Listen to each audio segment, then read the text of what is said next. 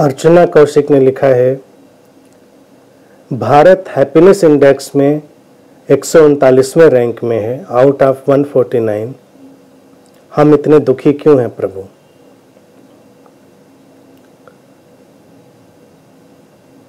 ये तो शोध का विषय है। भारत जैसा देश प्रसन्नता में नंबर 1 होना चाहिए, इतनी समझ है यहाँ पर, फिर भी ऐसा क्यों होता है? बाकी रैंकिंग की जो बात है उसकी अपनी स्टैटिस्टिक्स है, कभी सही कभी गलत।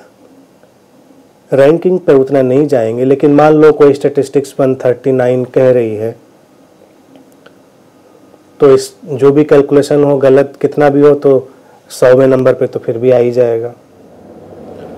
तो ये जो भी इंडेक्स हो हैप्पीनेस का, सोचने जैसा है, इस पे विचार करना चाहिए। और जो पहला प्रश्न आज का जैसे हमने लिया कि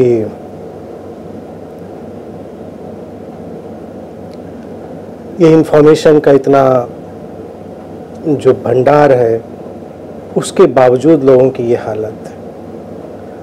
भारत में तो अध्यात्म के ज्ञान का भंडार है, फिर भी हम उसको समझते क्यों नहीं? क्योंकि कालांतर में भारत में दुर्घटना घट गई। भारत में अध्यात्म को जीने के बजाय अध्यात्म के प्रदर्शन की वृत्ति ज्यादा शुरू हो गई कि लोग समझें तुमको अध्यात्म, तुम हो ना हो। प्रसन्नता एक निश्चल हृदय की घटना होती है।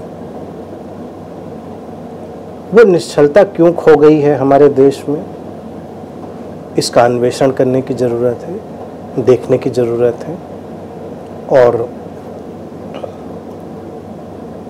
बहुत सारे बिंदुओं को मैं देखता हूं। एक और दुर्घटना हुई जो बड़ी विचित्र सी है। अध्यात्म जो इतना सरल हो सकता था, जो पीछे से गुरु लोग आए, उन्होंने उसको इतना जटिल बनाने की कोशिश करी, इतना लोगों को आतंकित, इतना लोग सामान्य जीवन जीना ही भूल जाए, तो प्रसन्न कहाँ से होंगे? एक एक बात पर तो डांटा डपटा जाएगा कि अब तुम ये शर्ट पहनकर प्रसन्न हो रहे हो, तुमने एक आइसक्रीम खाई, उसमें तुम जीवन की शांति ढूंढ रहे हो, एक सुंदर स्त्री पुरुष से तुमने मित्रता कर ली, उसमें तुम्हें जीवन का परम अनुभव हो गया। जीवन का परम अनुभव कहीं और से लाना है। तो जीवन के जितने भी सामान्य चीजें हो सकती थी, उन सबकी इतनी जाने अनजाने निंदा कर दी। उनके इरादे भले गलत ना रहे हों, इरादे ठीक हो सकते हैं, लेकिन लोग आतंकित हो गए भारत के। उन्होंने कहा अच्छा ठीक है भाई, नहीं नहीं नहीं नहीं बिल्कुल नहीं, ये तुम चाय पीते हुए निर्माण खोजोगे, श्रम, तुमको कठिन तपस्या करनी पड़ेगी इन सब चीजों के लिए। अच्छा भैया बहुत कठिन रास्ता है, इतनी जल्दी तो कोई प्रसन्न होने गुंजाइश नहीं। तो भारत के लोग सारा ज्ञान होने के बावजूद इतने किंकर्तव्य विमूढ़ हो गए, भ्रमित हो गए, उनको लगा कि अपने बस का तो है नहीं भाई। तो इसकी दुर्घटना क्या हुई कि जीवन की जो सामान्य धारा में अध्यात्म हो सकता था वो हट गया।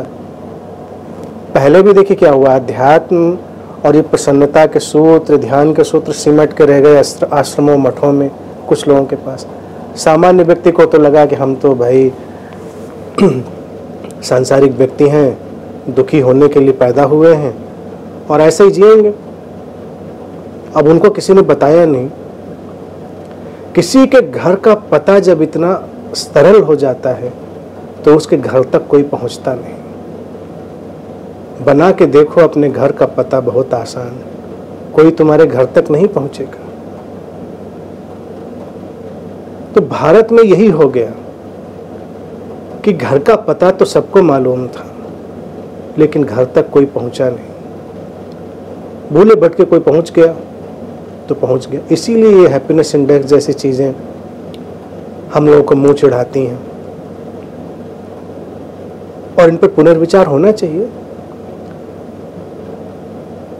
अब ये चीजें एक चीज पे तो बनती नहीं, आर्थिक, सामाजिक सारे परिप्रेक्ष्य जो हैं उन सबको ध्यान में रखकर इंडेक्स बनती हैं, बहुत सारे पैरामीटर्स होते हैं, तो वो सारे पैरामीटर्स लाए जाएं। लेकिन मूल चीज़ तो यही है ना कि सारी हैप्पीनेस तो अंदर से ही आनी थी, समझ से आनी थी, एक्सेप्टेंस से आनी थी, तो वो कहाँ खो गई? खोजने की जरूरत है।